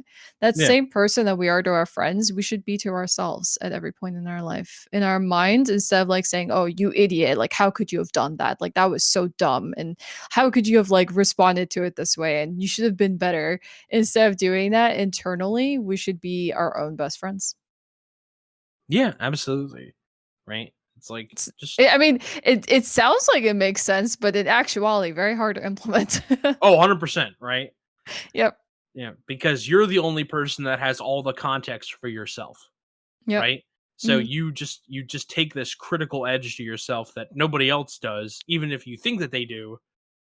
it's just it's a whole mental health thing, which I'm sure we could go on and on and on about. Right. But apply this attitude to speedrunning. Oh yeah. It's never gonna happen. You want to talk about people ascribing value to public facing analytics and stats? Like, I can't be a speedrunner of any sort of regard or talent because I could not possibly care what people think about my time, right? Like, oh, well, so and so only has a 40-minute time in Super Mario. They're not that good. I'm like, they can beat Super Mario in 40 minutes. Your dumpy ass takes 4 hours, Yeah, right, right? Like, right. what have you done, Mr. Standing on the sideline? Also, who cares, right? Like, why do you ascribe value to a time? That's what we're doing now? Like, Well, that's what we're doing now. what's really scary now is like with speedrunning coming to the forefront of like gaming spaces and more people becoming familiar with it, especially with the explosion of some like, fad games that everyone's giving it a try now. Is that everyone thinks that everything comes down to a world record. Well, it Yeah, doesn't. Newsflash, speedrunning isn't all about getting world records. It's literally about a competitive spirit with yourself mostly, sometimes it's with others, to do your best possible to complete a game or a category or whatever it is you're doing, whatever your objective is with a speedrun, whatever category you're running, is just to do your best possible. And that's it. Like that honestly, if you could finish Super Mario 64 in like 40 minutes and everyone takes like 10 minutes, like so what? yeah, Like it's still fantastic. That's incredible. Like you've learned so much to be able to knock the game down to 40 minutes. That's an accomplishment achievement in its own right. yeah. Speedrunning appealed to me at first because I was a person that went to the gym and liked, seeing if I could beat my own records, Mhm. right? How much can I lift? Oh, I ate really good last night. I slept really good. Today's the day I'm going to lift 10 pounds more than my best, Mhm. right?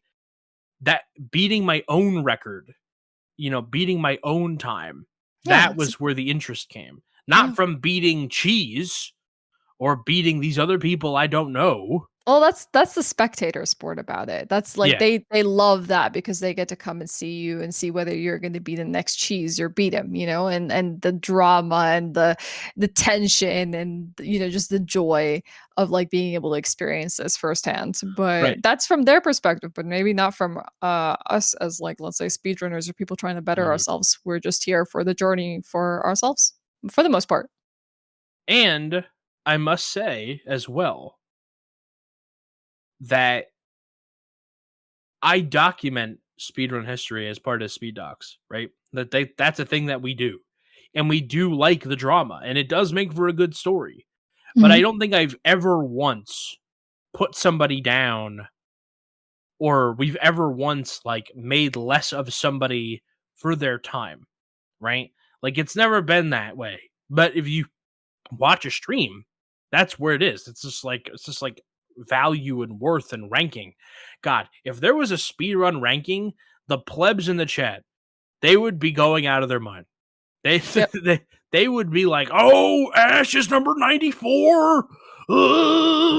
It's like with the whole Twitch source leaks and everyone was like ranking themselves based on like where they were in the leak. Yeah, right. It's like Yeah. I remember there But was like a couple days where people were calling themselves by their number. I'm like, yeah, bro, yeah. this ain't it. I don't But know but what it's gotta it, be, but it it is ain't it. a good meme to sort of make light of a pretty awful scenario. That's true. Mhm. Especially when Squid Game came out as well, because it just kind of like weaved into each other, right? Like, what number are you? Like, Mm. like I'm this number. Which number are you? So we talked a little bit about mental health and we talked a little bit about um like mentality earlier. But you stream, this is your gig, right? This is like your full-time bid. Yep. Right? This is your Yep. bag. You stream several days a week for more than several hours at a time. Whenever I get to work and sit down and invariably immediately open Twitch and see who's on, you're almost always streaming and you've been going, I'm always catching the tail end, right? Mhm. So you know, what is the challenge? What is the greatest challenge when it comes to maintaining that schedule and, you know, maintaining the drive to do it, you know? Apart from like maybe if I don't do this, I don't eat, right? But like how do you keep that going? How do you keep that energy going? A lot of people who I've encountered in life, I was like kind of been envious that I'm a Twitch streamer. And that, like, you always get those, like, also very, like, ignorant, uneducated, responses of, like, "Oh, you play video games for a living, like, that must be so fun, like, how could you have anything to complain about? Like, you're living the dream life." But the reality of it is it doesn't look so much like that. When you're streaming, especially full time, there's, like, so much going on than what you're able to see on when, like, someone is, like, live. Mhm. And even being live for a certain amount of period is absolutely exhausting. Like I'm live 4 times a week, 6 hours a day. That's my cap. Some other people can go 10, and that's fine. That's good for them. I cannot. Those hours are absolutely exhausting. And for me, it's that balance between like mental health and my like job and my personal life that gets like so difficult to manage. And quite honestly, I'm gonna be real with you, I don't have a grasp of it. Like I've fallen on my face really hard back in like August 2021 when I just like fell into a huge burnout, and I would show up to streams like feeling so confused and lost, like why am I feeling frustrated and upset, and this is something I enjoy but I can't find myself enjoying it in that moment because I just burned out so hard. But no one gives you this handbook when you jump into like streaming, whether it's for hobby or whether it's for like a career that you want to pursue, is how do you manage it? How do you manage the online and offline life? Mhm. And honestly, you got to come in and be willing to make distinctions between the offline and online, other than something has to give. Because if something has to give, it's most of the time your body or your brain. And that's not a good thing because once that gives, good luck finding your way back. It's pretty hard. Um, so I had to fall flat on my face after like doing this for quite a few years and going through my own personal struggles. And then I started to realize, well, I really need to start put boundaries between like streaming and between everything else. And that's very important. It could be like anything like, you have a different office to stream from than the rest of your house. It could be like you sign off at like this hour every day and you like leave everything that has to do with this life aside. Mhm. And maybe sometimes even choosing personal over stream life and excusing yourself when maybe you need that mental health day. Maybe you just need to recuperate. Maybe you just need to go hang out with a friend or just take a vacation for 2 weeks. Like, maybe sometimes some people take like a whole 2, 3 months. They go on a hiatus and they come back. Um, Yeah. it's important to do that. And if you don't and if you sacrifice everything that matters to you to keep streaming, it's going to come back and bite you. And Mhm. I've seen a lot of people say, no, it's not. And I'm fine. And I can keep doing this. And it almost always comes back to bite you. Yeah, the bill definitely always comes due. Mhm. I remember when so at the height of the pandemic, I got laid off, and then but I had like an office job, so they called it a furlough. Like, we're gonna bring you back, Mhm. just Right. we can't have you here. But my job is 100% can be done anywhere. Like it's 100% on the computer. So they were like, "Oh, can you? We'll just have you work from home." So I did that for 2 months, and I hated it. I hate Mhm. working from home. Like everyone that says they wish they can work from home and all the people that do and it's great, I'm so happy for all of you. It's not me. I need to go to Yeah. my Yeah. to a different place, right?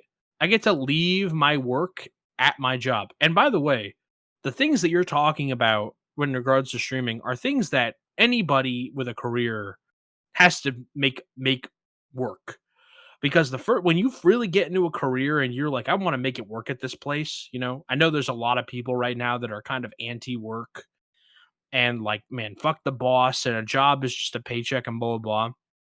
That's never really been just me. I gotta have some kind of extra skin in the game to kind of get to work every day. But like, you want to make it work. I need to be able to go there and then I learned you have to be able to leave it there, right? Nobody else goes home and is worrying about it the way that you might be worrying about it, right? It's like Yep. you got to be able to. So having a separate place in your house that helped me a little bit. That was also hard because it's a small apartment for me.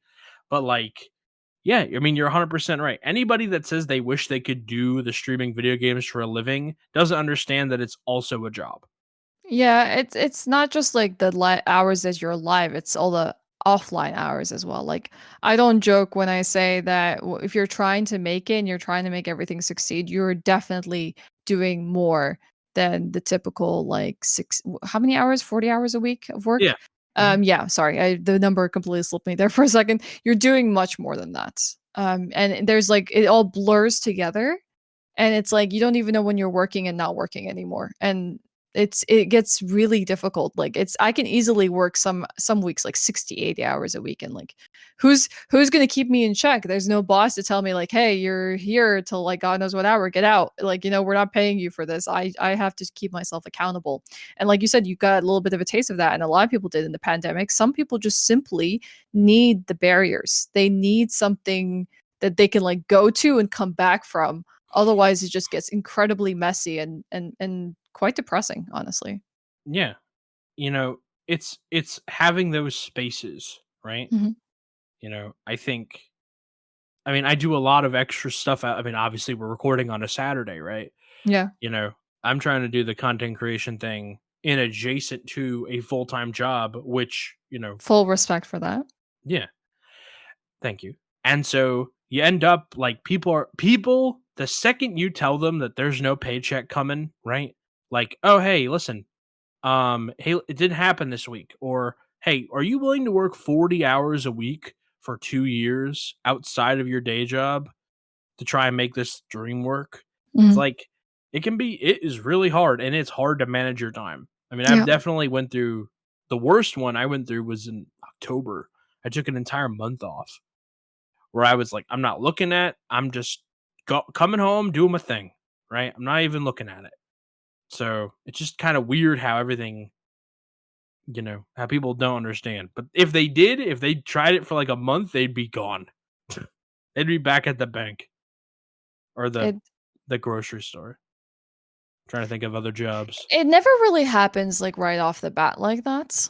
Mm, Like, when you start streaming, it's not gonna like come all in that first month, but it's like the long term that really affects you, right? Like if you stream for a full month, it's your first month ever, and you're doing it every day for like 10 hours, you're probably having a blast. You just don't know what's coming for you. it's like bliss. It's like ignorance is bliss. You're just like, Yeah. this is fine. Yeah, it's like I don't know what these people are complaining about. Do it for like another 6 more months and then have to worry about your finances associated with that. It just becomes something else. It's like another beast. Yeah, absolutely. I mean, and I'm seeing a lot of people have to do like I don't want to call them gimmicky, but like a subathon or whatever to kind of supplement some of the income because just doing straight up and down streams for however many hours a day doesn't always cut the mustard, you know? Well, it never will. It never Yeah. has. I mean, it's just it's false to believe that someone who streams live on Twitch gets their primary and full income just from streaming. So subathons, while I know you said they're not gimmicky, they're a completely valid method of being like, Yeah. uh-oh, like things are not checking out, or hey, like I could stand to galvanize my community for good cause to like support me by doing something fun. Yeah. And yeah, it can be rough. Like you don't know the behind the scenes thing. Like maybe a huge debt is due, maybe like some unexpected bill happened. Like we're all human Mhm. beings, we have it. The only difference is one person doesn't have like a stable income monthly. They're not being handed like a salary slip, saying like, okay, here's your payment. It's you have to make it happen. Yeah, 100%. I mean, we did a subathon, but we just did one because it's the thing to do right now, right? It's fun. Yeah. Yeah. Funny how it works. So not to transition immediately away from that, but I want to kind of like, okay, you can go back in time like 5 years to when you started streaming. Mhm. You can look 25-year-old Ash in the eyes, and you can put, your hand on her shoulder and give her a piece of advice and be like, "Self, what is your one piece of advice you're giving yourself?" Uh, I would have really loved if someone told me that it's okay if I took streaming seriously. I had a Mm, lot of people who were trying to basically like comfort me and say, "Oh, it's okay, don't worry about it. Like, you're having fun, right?" And I would say, "Yeah, I am having fun, but some things are not panning out the way I would hope they would be." And then they were like, "Well, then it doesn't matter. You had fun." And so I had a lot of people like that belittled my like goals for it. And I yeah. let that happen too long. It's people who just kind of like they don't let you reach your full potential because they're constantly like, trying to pacify you. And I did a bit of that to myself as well. And I wish I took more risks, more chances. I put myself out there because the only way to ever succeed is to fail and learn from the failures. And sometimes you gotta fall flat on your face. And I wish I did more of that early Mhm. on because I might be in a very different position right now. Who knows? Failure is the best teacher, Yeah. It really is. So, I definitely agree with that. It does suck too. It feels like maybe this is more of a experience that women face as opposed to men, but, like, the coddling of your goal, it's like, "It's okay Mm-hmm. if it doesn't happen." It's like, Right. "Well, no, I'm gonna make a go of it." It's like, "Yeah, but it's okay if it doesn't happen." It's like, Yeah. "I know, but I want listen, I wanna go for it." It's like, "Yeah, but don't worry about it." It's like, "Well, it's my goal, right? It's my dream or whatever, right?" Used to get that a lot in school, like, you would have, like, a girl and a boy on a football field, right? The boy falls on his face and stuff like that, and everyone, like, tells him to get back up and get back out there, like, Mhm.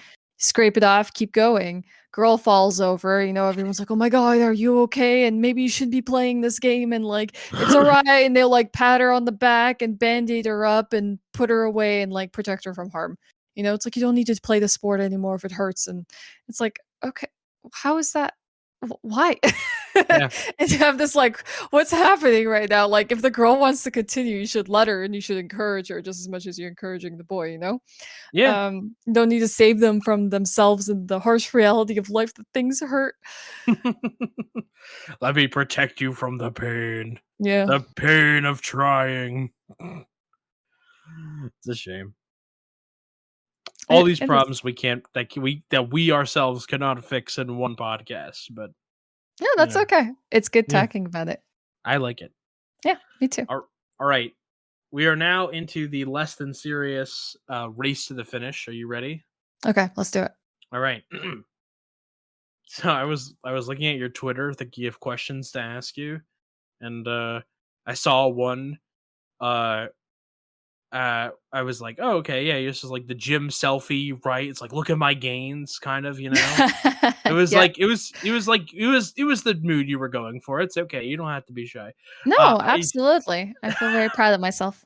I'm very proud of you for being very Aw, proud of yourself. thanks. There you go. Lest I do the coddling thing that I just said that is awful that we No, shouldn't do. you're proud of me for being proud of myself. Hey, there you go. I used to spend a lot of time in the gym, by virtue of the fact that there was a gym always nearby. So I'm curious if you have any like stories, like you're at the gym, right, and you're like doing your thing or whatever, and like there's just people that are too into themselves. What is it? The gym that I used to go to used to call them lunks. It's like they had like this big alarm on the wall called the lunk alarm. It would go off if someone was being like too serious. Oh my god, okay. Oh, I'll tell you about that in a second. But do you have any run-ins with gym bros? TM. So here's my secret. I live in Sweden.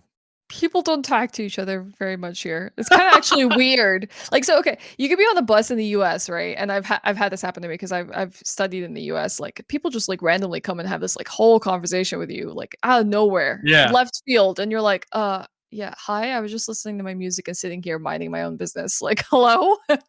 And then you live in Sweden and literally no one talks to any like, it's actually weird if you approach someone on bus and start talking to them. It's like, what do you want?" Like, Right. so like people are very to themselves here. So that's one secret. Be in Sweden. Two, hit the ladies' gym because that's generally quieter.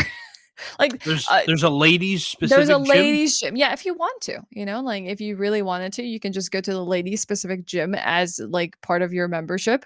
And or you can just be part of the general gym where everyone's hanging, but that one is generally more crowded, although it has more Mm. equipment overall. So you can get that privacy. That being said though, I do recall an instance a few years ago.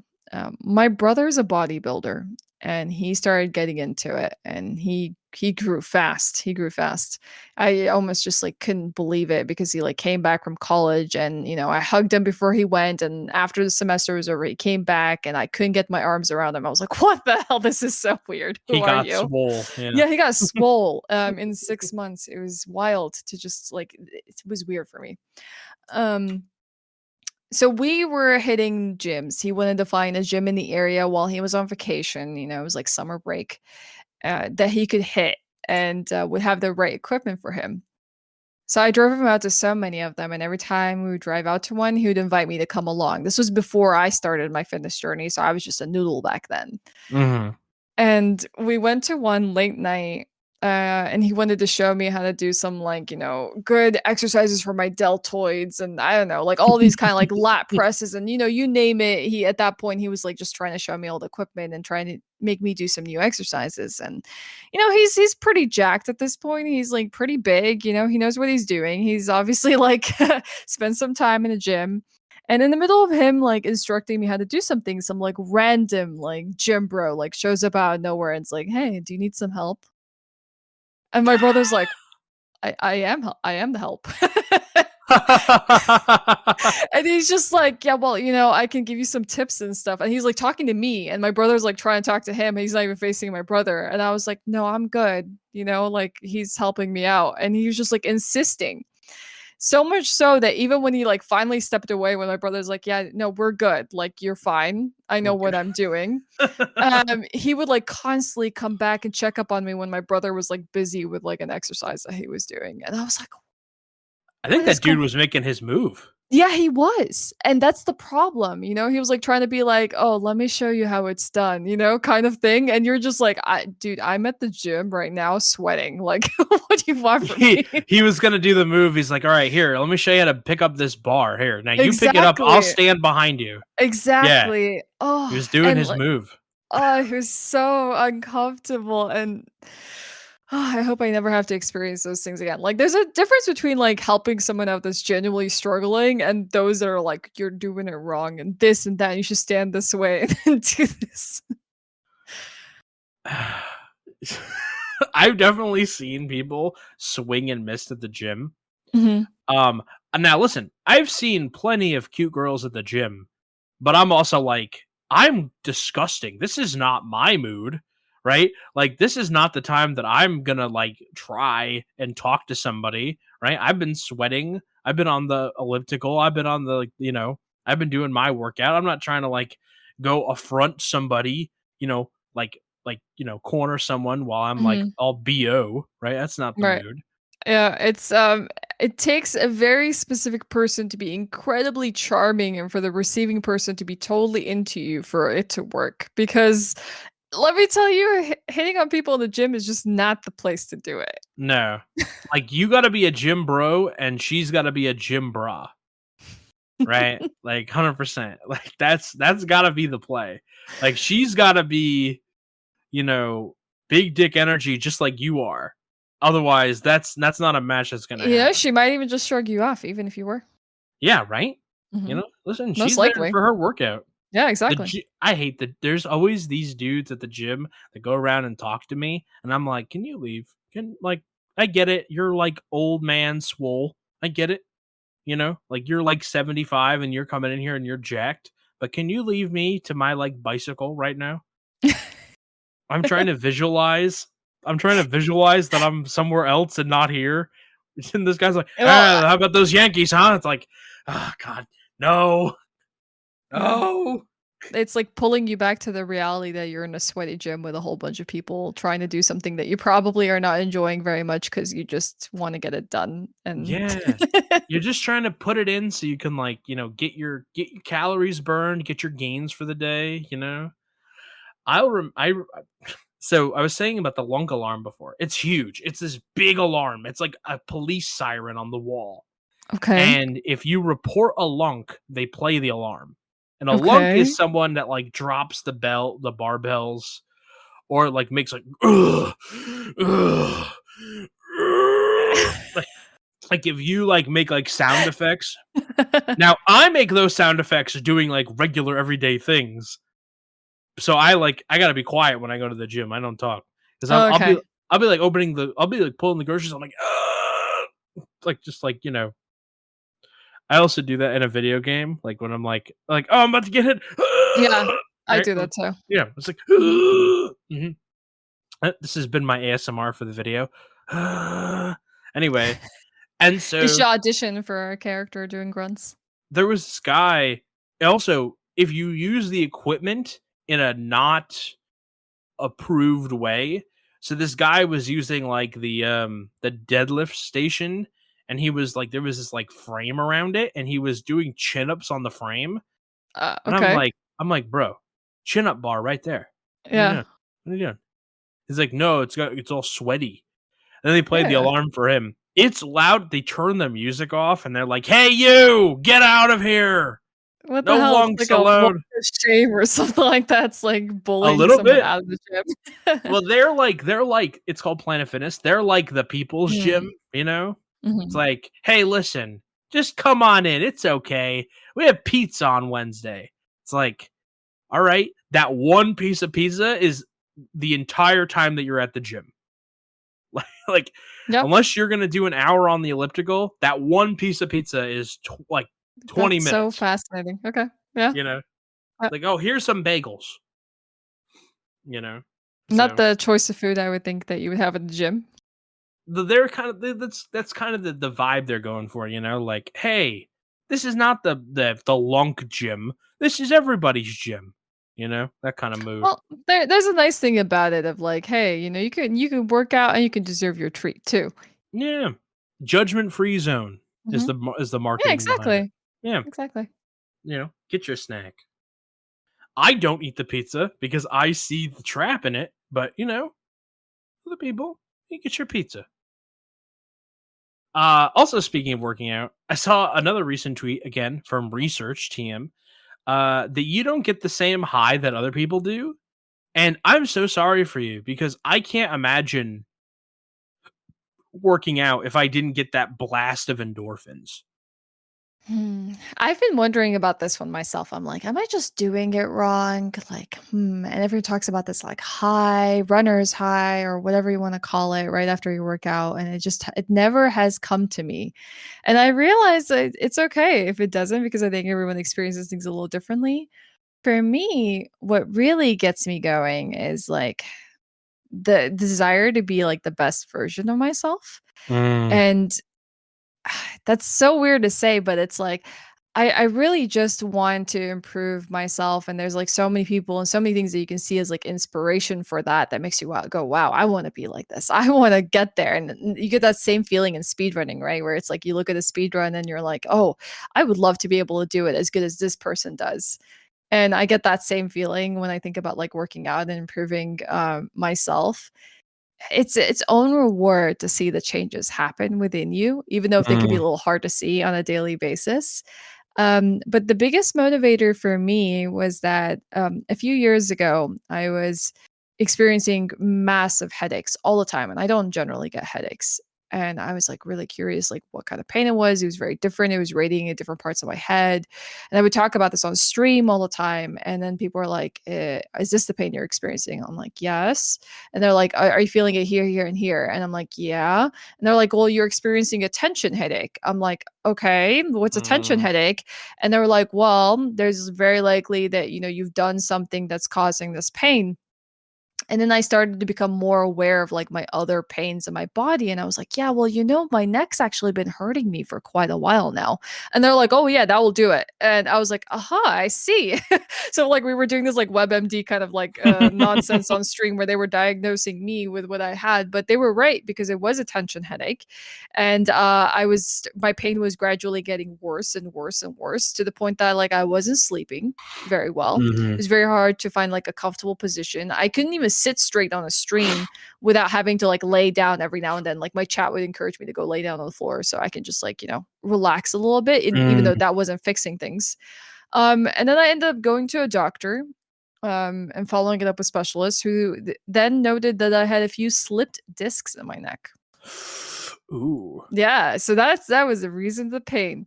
And it was like basically stressing out all my muscle groups around my neck, and because my muscle groups were always locked up, it was giving me incredible tension headaches. Yeah, I Yeah. bet. Yeah, that would Yeah, do it. that would definitely do it. So after like a bunch of like, painkillers and muscle relaxants that didn't really do anything, I did some physical therapy, which helped a lot. And I started to get ulcers because I was taking the painkillers and the muscle relaxants. I was like, wow, well, this is not working and not a manageable way of handling things. So I kind of like sat in this mentality of like, okay, I can't live like this forever. This sucks. This actually like is a living hell. And one of the recommendations I got was like you can't when you're in pain and you have like an injury like this, you can't just stop moving. You have to keep moving because being stagnant is worse for you Yeah. than trying to improve um the pain. And so that involved me like starting to exercise and starting to move a lot more than I was doing in the past. And it was that resolve of like I never want to feel this again in my life, and I just wanna really improve my core strength so that this would become less of an issue in the future, was like a huge driving, force for me. And I never wanna feel the frailty and the weakness I felt back then because I know it's within my power to make myself stronger too. Even though if the discs may still be damaged at this point, I can still do something about the rest of my body. Mm. And yeah, that keeps me going. Hey, listen, as long as you can draw motivation from somewhere, it's weird because, like, I know somebody else that has the same thing where they don't get that, like, burst of endorphins after working out. Like, it doesn't do anything for them. Mhm.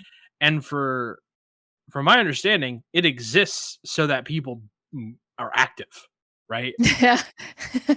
Like, it's like, oh, well, the Don't reason get it's it, don't go to the gym. yeah.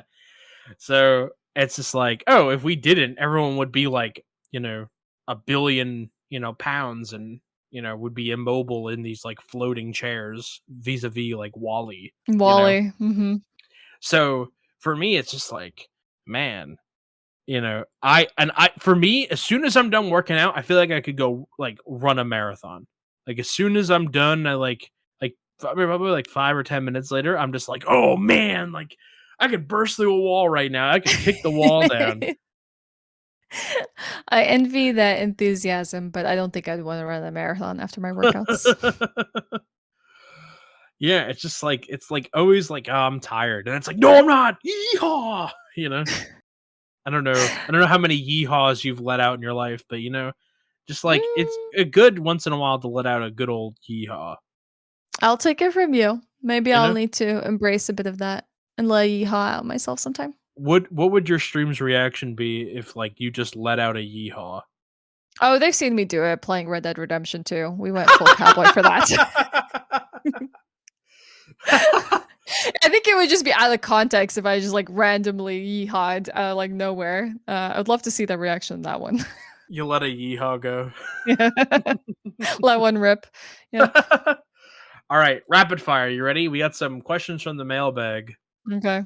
We still don't have the sound effect yet, so I'm gonna do the jingle sort of. Can't get enough of that viewer mail. All right, one day we're gonna have a jingle, and it's gonna be cool. But until then, you get to hear me sing that part. Perfect. Okay. Okay. So rapid fire. You can magically learn one skill. What would you learn? Wow, really putting me on the spot here.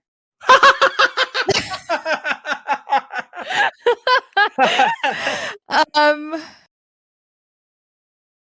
Learning how to relax. Okay, sure, that's a Yes. skill. It's a skill I need. Yes, I would want that. I I believe in envy you. people that can relax. Okay, nice. All right. What are your anime recommendations for someone that has only watched shonen anime and is wanting to branch out? Oh, okay. Quick recommendations off the top of my head. I would recommend Code Geass, Black Lagoon. I think it's an wait, is it called Doctor? It could be called Doctor. It's like this like murder serial killer anime that's fantastic. Claymore, Helsing, if you don't mind the gory. I would just recommend those ones off the top of my head. All right. Well, you got some good recommendations there. I like that. I like that. Also, and nobody.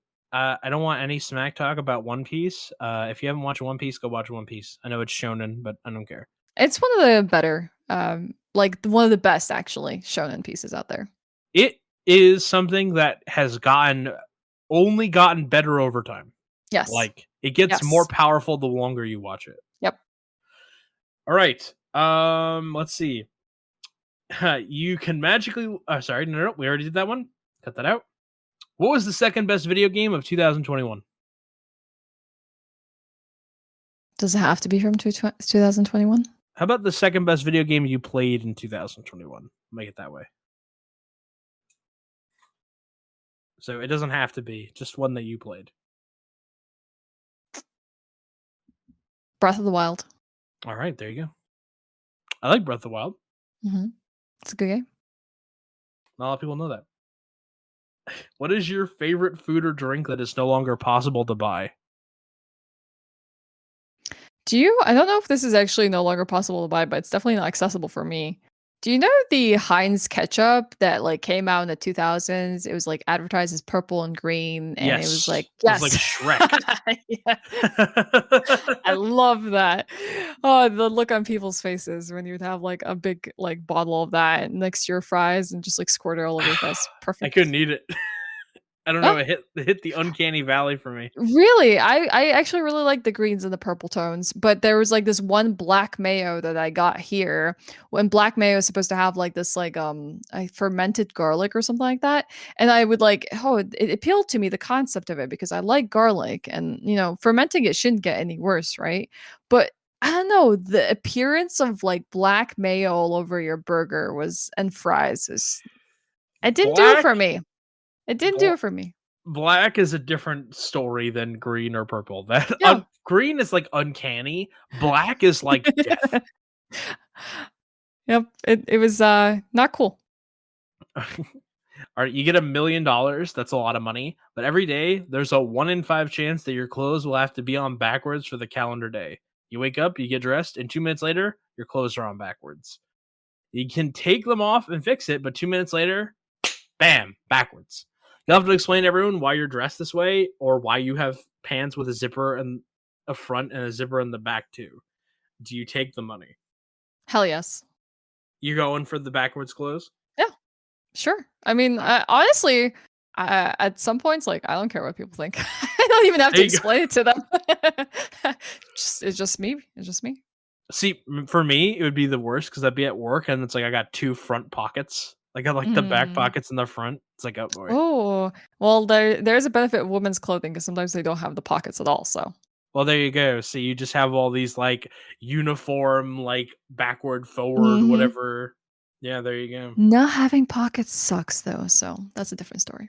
It is true. It is true. I don't know what point in human history led us to believe that women would not like to put anything in a pocket, Yep. but Unflattering. not. I guess it is all not flattering, but Mhm. I can fit like my big ass phone and my wallet and my hand in one pocket. So This is why I would shop from the men's section and buy their cargo pants because I would always be envious of my guy friends that would be able to do that. hold up. I'm with you buying from the men's section, right? Like Mhm. go you, pockets and all that. But you went for the cargo pants? Yeah, why not? Oh man. Utility. Plus, I was a skater girl, okay? So, like, I'm also a little bit of a punk, so it just brought everything I could possibly want. What was the highlight of your skater girl career? Ooh, probably learning how to do the half pipe on at the skate park and being able to teach all the guys how to do my ollies as high as I could. Ooh, all right, Yeah, there you go. That's a good yeah, moment. it is. All right, everyone. Ash, thank you so much for being a guest on the show. I really appreciate it. This was a lot of fun. If you want to see more and hear more from Ash, you can follow her on Twitch.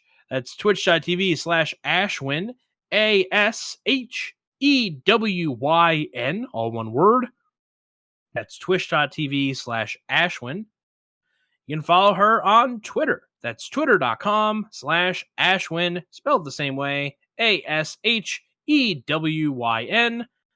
On YouTube for all of her react content and other videos and such. You can go.com/C/Ashwyn, spelled the same way, ASHEWYN. And on Instagram, that's Instagram.com/Ashwyn. I don't know why I can't say /Ashwyn. It's like a tongue twister. It is a bit of a tongue twister. I didn't think about it that way. Instagram.com/Ashwyn, spelled the same way, ASHEWYN. So thank you so much for being on the show. This was a ton of fun. I'm so that we got to do this finally. You are welcome back whenever you want. Oh, I'd love to come back. Absolutely. Thank you to everyone who's listens to the show. Continue to like, comment, subscribe so we can keep having people on that we want to talk to and we can keep the podcast free of the influence of the dreaded algorithms. And tune in next week where we're going to have another amazing guest for you. I'm really excited for you guys to hear that episode. Thank you. Have a great rest of your day. Bye-bye.